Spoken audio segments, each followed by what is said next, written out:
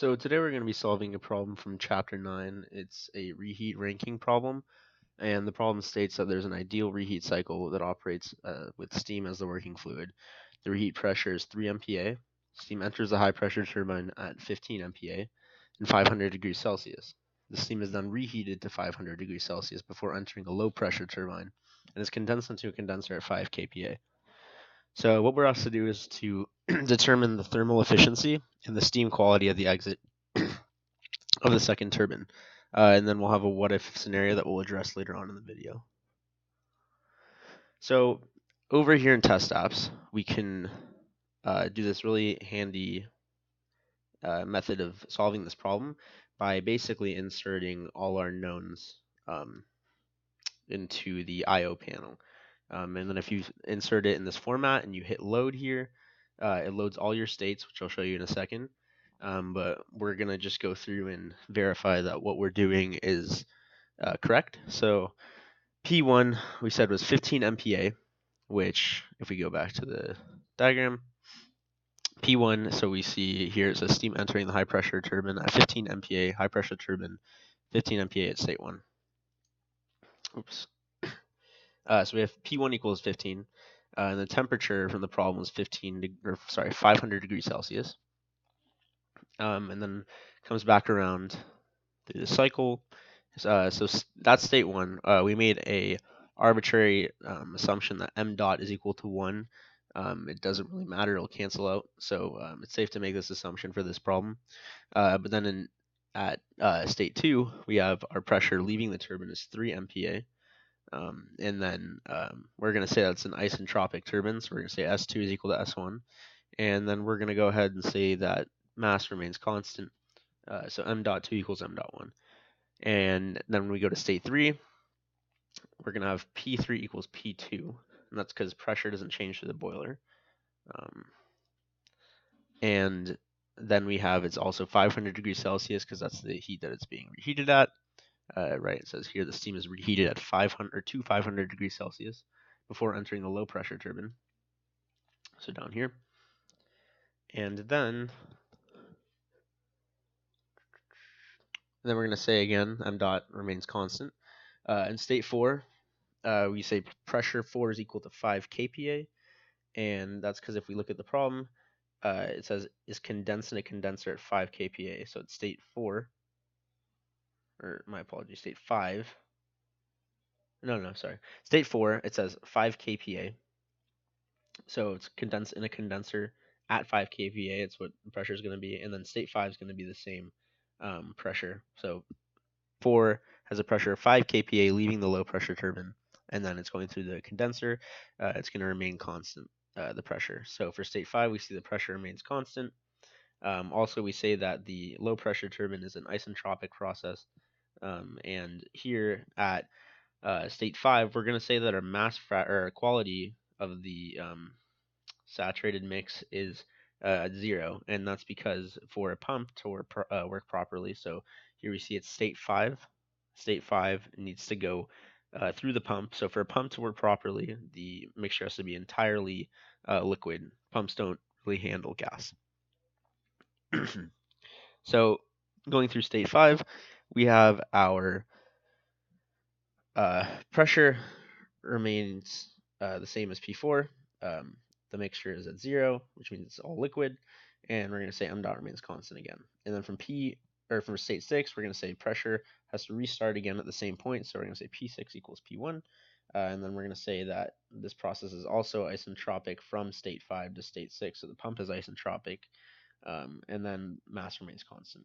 So once we have all of this done, we can hit load, and the state panel after you hit load will look something like this. So it loaded everything where I wanted it to go. It's really convenient, makes problems a lot easier to solve. So if we look through here, we can see all our states, everything, all our knowns were all added. It's pretty straightforward.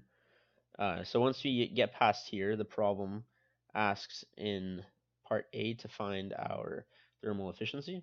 So we go over to the device panel. So I already put all these in, but what you want to do is you want to go from state 1 to state 2. We know that this process is going from high pressure turbine or sorry, from before the high pressure turbine to after the high pressure turbine. So we know that we're assuming it's isentropic and adiabatic. So we're going to go ahead and say that Q dot is equal to 0. So there's no heat transfer. So this gives us the work that the turbine's doing. And then the next step from state 2 to state 3, we're going to go ahead and check that work doesn't do anything through the boiler. Or sorry, there is no work from the boiler. There's only heat transfer. So once we do that, we can see the heat transfer from the boiler. And now we go from state 3 to state 4. And as you can see here, from state 3 to state 4, we're going to assume again it's adiabatic, there's no heat transfer, and it's only work from the turbine. So we have no heat transfer, work from the turbine there. And now from state 4 to state 5, we're going to have no work being done but heat transfer in the condenser. So what we're going to do is we're going to say 0 for work. That gives us a heat transfer for the condenser. And then from states 5 to 6, we are going to say that the pump is adiabatic as well. State 5 to 6, pump is adiabatic. So we're going to say 0 for heat transfer, and that's the work the pump's doing. And then we can complete the cycle by saying through the boiler again, there's no work, and the heat transfer is something that's calculated for. So once we have all of this, then we calculate. We can go over to the cycle panel, and that gives us all the characteristics of our cycle. So the first part of the question was asking for a thermal efficiency, and this is going to be your thermal efficiency if you follow the steps that were followed in this video. And the second part of the problem asks for the quality of the mixture leaving the second turbine. So at state 4, we can see that the quality, or you can gather the quality from state 4 since it's right after the low pressure turbine. And what we see here is that the pressure is 0.85. And just a little note, ideally you want to have your quality being 1 leaving a turbine or going through a turbine, because if it's not, over time droplets can keep hitting fan turbine blades, and that will cause some wear and tear on the turbine blades that they'll eventually have to be replaced. So it's ideal to have your quality equal to 1. So after that, we have our parts A and parts B solved for. Now we're going to go back and look at the what if scenario. And the what if scenario states, how would the answer in B change if the reheat pressure were 8 MPa? So B asks for the steam quality at the exit of the second turbine if the reheat pressure were changed. So if we're going to go change the reheat pressure, what we can do is just go to state state 2. Yes, state 2. 1 second. Yes, sorry. Okay, state 2. So we'll go here because from 2 to 3, it's going to remain constant pressure again.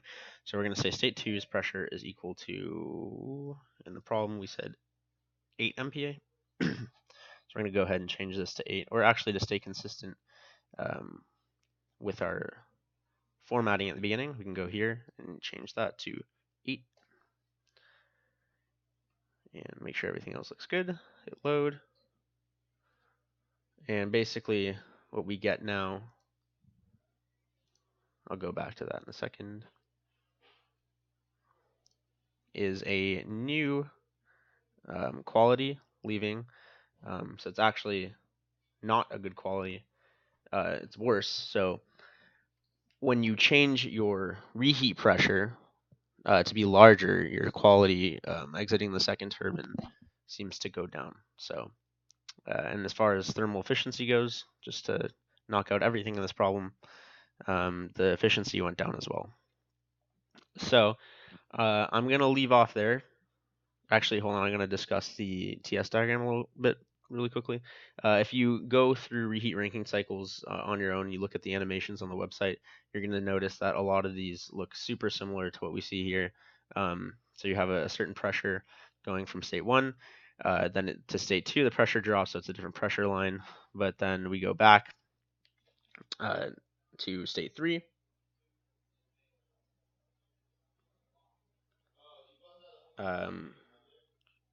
which is on the same pressure line as state 2.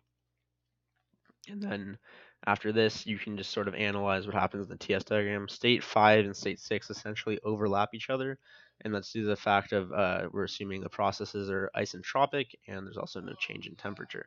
So with that being said, I'm going to leave off. I hope this video helps you out, and ask questions on it in class. I'm sure it can help.